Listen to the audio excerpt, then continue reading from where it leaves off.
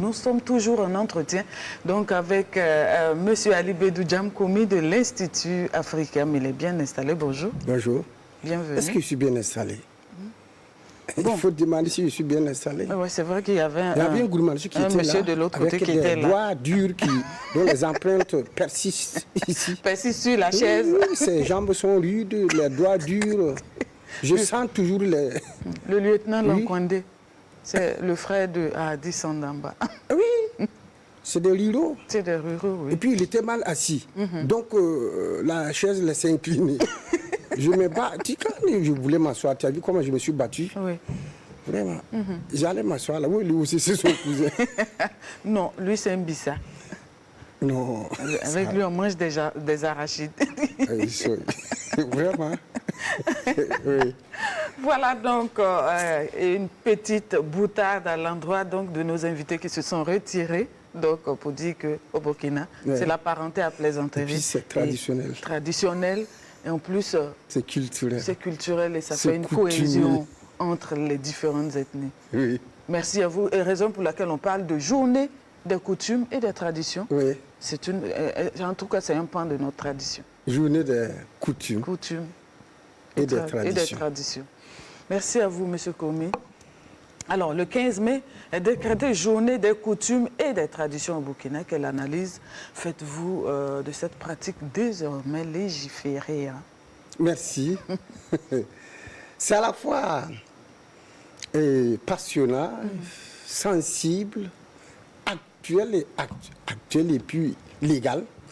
Mais avec votre permission, je voudrais d'abord donner quelques définitions de ce qu'est coutume et tradition. La littérature nous dit que la coutume, c'est l'ensemble des usages, les us, les pratiques, les rites, les sacrifices. C'est ça la coutume. Okay. Tandis que la tradition, c'est la transmission de la coutume. C'est la transmission de génération à génération, c'est la tradition. Alors, lorsqu'on veut aller hiérarchiser, on pourra voir en haut la civilisation, sous laquelle la culture, sous laquelle la tradition, sous laquelle la coutume, qui a ses extrémités qui sont pratiques, rites, pensées, langue qui est à la fois sous-point et puis transversale. Et il y a tout ce qui est matériaux et ce qui est immatériaux. Donc, ça, c'est moi qui propose ce classement. Donc, mais certains vont dire que, bon, tradition et coutume, bon, de façon... elles sont interchangeables. Mais quand vous prenez des exemples, ces chapeaux, on l'appelle le chapeau de Sapone. C'est un chapeau, comment? Coutumier ou traditionnel? C'est traditionnel. Très bien. Pourquoi traditionnel? Ça fait partie des expressions culturelles du Burkina, l'indégénéité. Alors, traditionnel, comme mon habit, traditionnel, qui s'ouvre à tout le monde, qui n'est pas coutumier. Si c'était coutumier, ça allait être seulement porté par ceux qui ont été consacrés, qui ont une responsabilité coutumière. Mais quand on dit traditionnel, ça s'ouvre. Le coutumier est plus sacré. Le coutumier est plus mythique, mystique.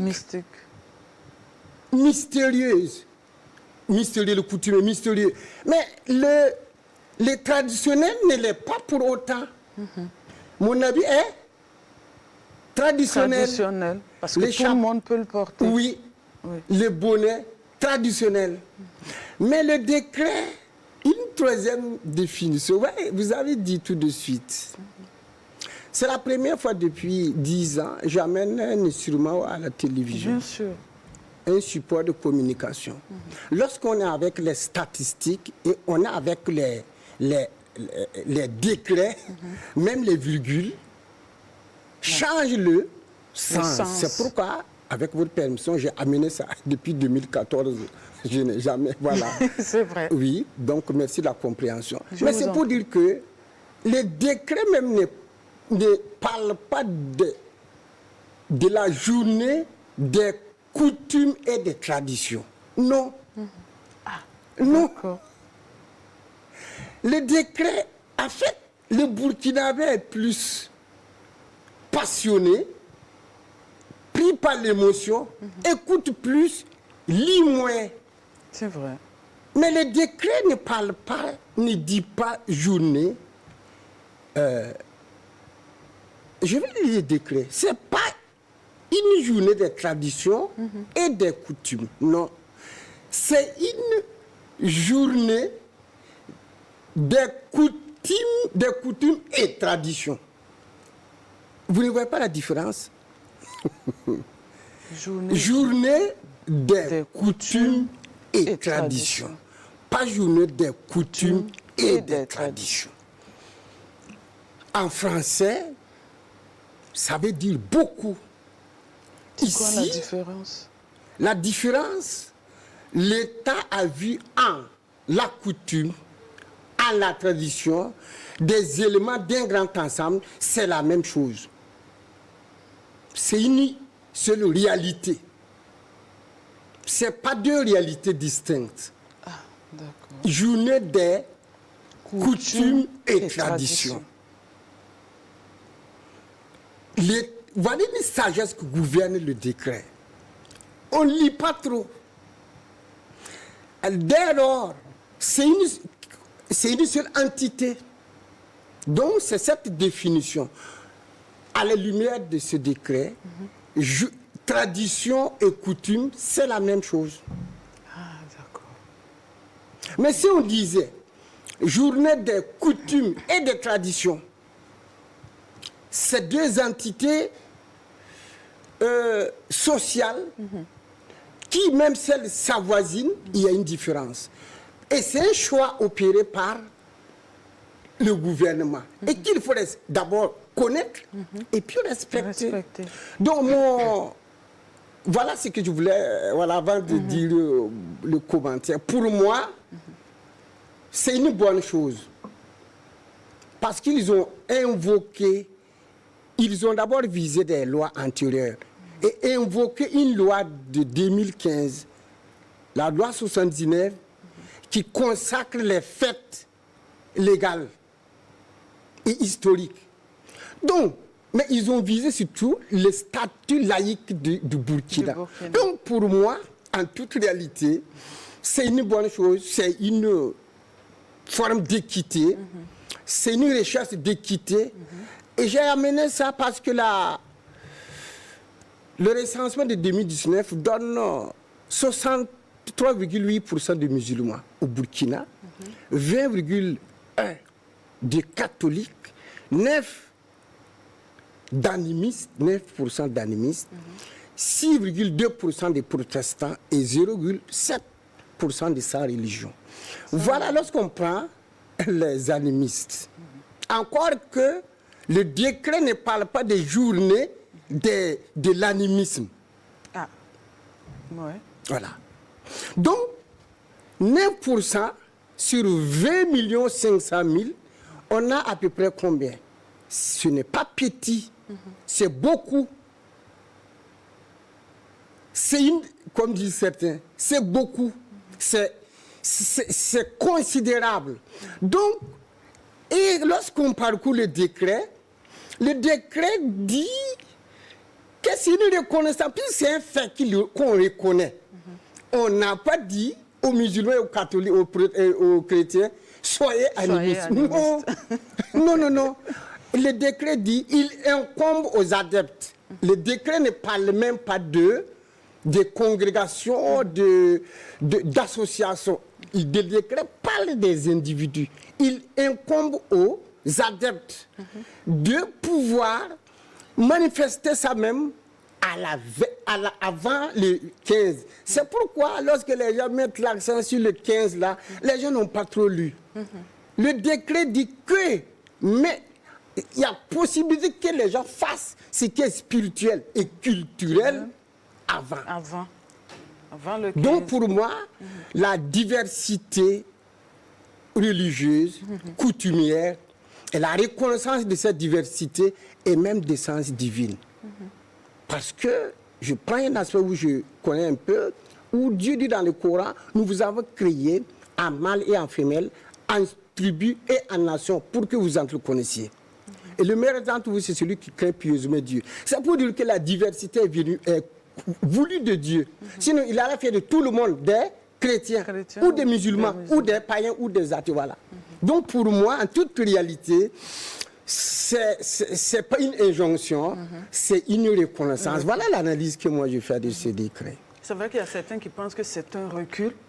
Oui, en fait, c'est quoi? D'autres pensent que c'est une avancée. Et c'est lorsque vous les écoutez, c'est leur droit, leur analyse qu'il faut respecter. Sans pour autant être d'accord, il faut respecter. Parce que lorsqu'on parle de recul, j'ai dit aux gens de lire le décret, qui a 7 articles recomposés en 3 chapitres. 7 articles en 3 chapitres.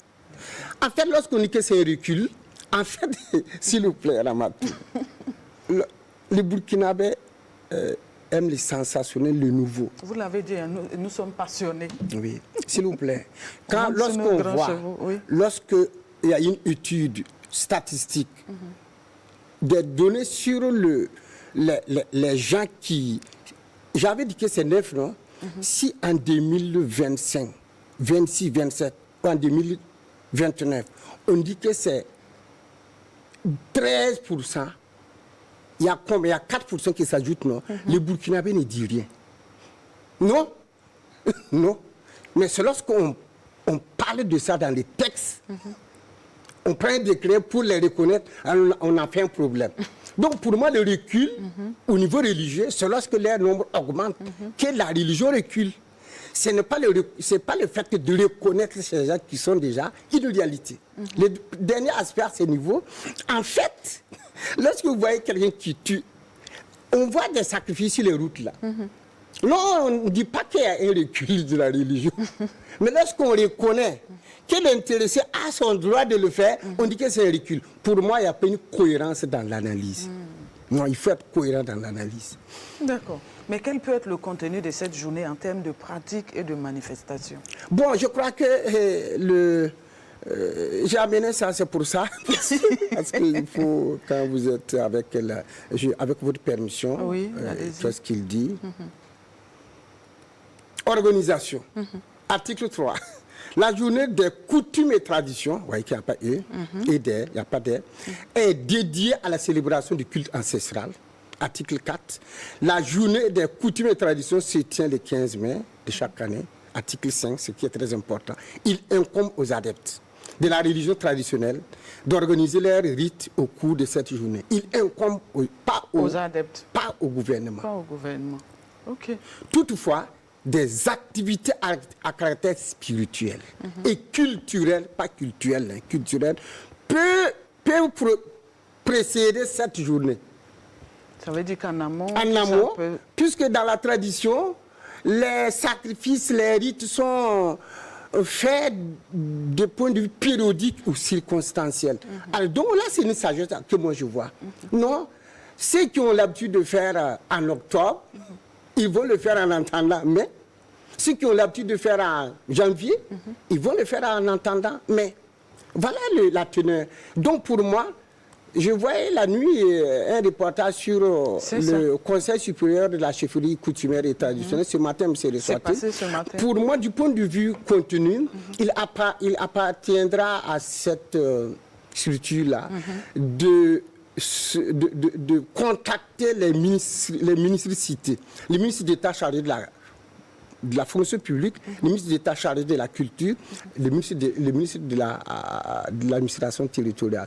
Je crois que cette entité privée et les ministères là peuvent peut-être proposer quelque chose de substantiel, pourquoi pas en proposant même un thème pour chaque année et qui puisse permettre aux gens de parler des valeurs traditionnelles qui peuvent accompagner le patriotisme et définir ce que j'appelle le fonds culturel commun pour le Burkina. Qu'est-ce qui regroupe les Burkinabés en termes de valeurs? Voilà, entre autres. D'accord. Merci, M. Komi, pour votre contribution, en tout cas, qui certainement va apporter de la terre à la terre. Quel atout, justement, cette journée des coutumes et traditions peut-elle avoir sur le patriotisme et la cohésion sociale? Je le disais ainsi, il appartient par exemple à des personnes averties de recenser des valeurs culturelles qui favorisent et qui font la promotion du patriotisme. On réunit des jeunes, on les met en groupe, recenser selon vos connaissances et vos ethnies, vos régions, des valeurs dans la littérature, dans les chants, dans tout ce qui est pratique et qui favorise le courage du patriotisme. C'est un exemple. Donc il y a un lien fécond en matière de littérature, en matière de pratique, mais en matière aussi d'oralité surtout. Voilà. Et quels peuvent être les enjeux de cette Les journée? enjeux, c'est l'incompréhension. Lorsqu'on parle d'enjeu d'une chose, c'est ce qu'on gagne dans la chose et ce qu'on perd. C'est ça l'enjeu. Ce qu'on gagne, c'est effectivement que ceux qui s'adonnent à leur pratique ancestrale soient reconnus et qui ne se gênent pas à aider les religions, aux adeptes des religions, révéler les religions. Ça, c'est un atout. Le deuxième atout, c'est le fait qu'on leur donne un espace, on parle de cadre, d'expression. Les gens, il ne faut pas qu'on voit en la coutume et la tradition le culturel seulement. Il y a le culturel. Mais les Burkinabés, beaucoup de Burkinabés ont élargi la partie culturelle pour garder la partie culturelle et culturelle sacrificielle. Donc ça va permettre aux gens d'exprimer leur appartenance, mais surtout avec sérénité, je crois. D'accord. Maintenant, ce qu'on perd, ou du moins ce qu'il faut redouter, c'est la compréhension de la teneur du décret, l'adhésion. Et que, par exemple, il n'y ait pas de dénigrement. Donc, je crois qu'une sensibilisation peut accompagner le décret pour que les gens comprennent que c'est une injonction, c'est une reconnaissance. Ah, d'accord. Ce n'est pas une injonction. Injonction, c'est une reconnaissance. Monsieur Komi, pour terminer, en tant qu'ami de la culture, chroniqueur culturel, croyant, attaché aux valeurs sociales, alors qu'est-ce que vous allez faire ce 15 mai? Alors, je vais t'inviter. Le 15 mai, lorsque vous prenez les deux sous l'angle culturel, c'est comme tu débarques à un catholique, à un chrétien, qu'est-ce qu'il va faire le jour du Ramadan? C'est pas sa fête. Sous l'angle culturel, rituel. Tu demandes à un musulman, hier Ascension, qu'est-ce que tu dois faire? C'est pas sa fête. Ou bien il n'y a pas que qu'est-ce que le musulman va faire? C'est pas sa fête. Sauf peut-être saluer ses oncles. Qui sont de la religion. De la religion. Oui. Maintenant, sous l'angle culturel, c'est ça qui est très important. Si Dieu le veut, j'organise une conférence. L'Institut africain, pas Jus. Nous organisons, je m'excuse, nous organisons une conférence. Sinon, une conférence avec des jeunes, le 15, sur les valeurs traditionnelles promotrices du patriotisme. Le deuxième aspect, c'est les 12 lunes coutumières, là, leur nom amouré. Chaque lune a son nom amouré. Et il y a des activités qui leur sont consacrées. Il y a des activités aussi qui sont interdites. On va montrer à ces jeunes, ils vont mettre les liens avec leur technologie, l'anthropologie, la sociologie, voir est-ce qu'il y a scientisme ou fausseté. Voilà ce qu'on veut faire. Et si le temps nous permet, puisqu'on va appeler d'autres personnes averties, on va exposer le processus de PPS pour Pousson. Le processus. Pour qu'il n'y ait pas de célibataire, lorsqu'il y a la femme qui le voit, mais le chemin, on va leur demander, on va leur proposer les mots qu'il faut, les genres de salutations, les genres de posture, mais surtout le processus et le respect de ce processus et les dérives lorsque tu ne respectes pas. Voilà ce que nous voulons faire sous l'angle culturel. Merci. Monsieur Komi, il y a du contenu, en tout cas pour le 15 mai, du côté de l'Institut Africain. Oui. Donc, on va peut-être faire un tour là-bas pour... Oui, je vais vous inviter là-bas. Merci à vous pour votre contribution. Et rappelons qu'avec Monsieur Komi, nous parlions des journées des coutumes et traditions. Oui. Merci à vous. C'est pour bientôt, hein, le 15. Et en amont, il y a quand même quelque chose qui est fait. Oui. Merci. Merci.